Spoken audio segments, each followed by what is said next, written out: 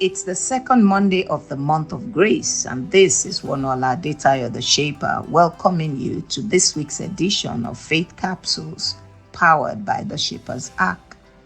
Our scripture for today is 2 Corinthians chapter 12 and verse 9. 2 Corinthians 12 and verse 9. And he said unto me, My grace is sufficient for thee, for my strength is made perfect in weakness. Most gladly, therefore, will I rather glory in my infirmities, that the power of Christ may rest upon me. This scripture teaches us about the sufficiency of God's grace in empowering us to succeed in spite of our inadequacies, weaknesses, and vulnerabilities. In Exodus chapter 3, verses 11 to 14, we see Moses expressing his feelings of inadequacy as he felt disqualified to take on God's assignment. Moses was a stammerer, and once upon a time, he committed murder. Yet, God's grace was sufficient for him to fulfill his mission as a deliverer. Are you suffering from a weakness or inadequacy that disqualifies you from your desired promotion? I have good news for you. The grace of God will be sufficient for your advancement. Peter the Apostle was a fearful person, although he loved his master very dearly. His fear was so great, he denied his master 3 times before the cock would crow twice. Read John 18:25 to 26 for details.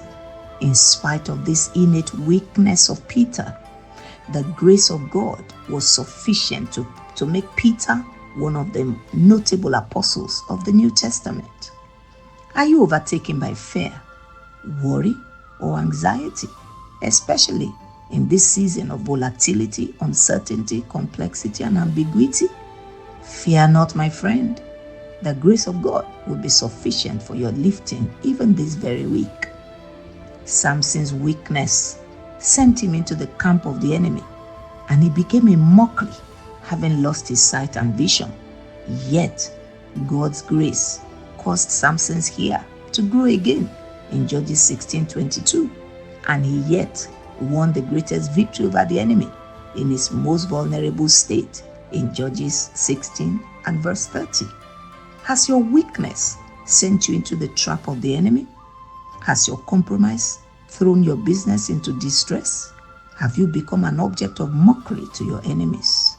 The sufficiency of God's grace is most potently displayed in our weaknesses and vulnerabilities, especially as we admit them and ask God for forgiveness.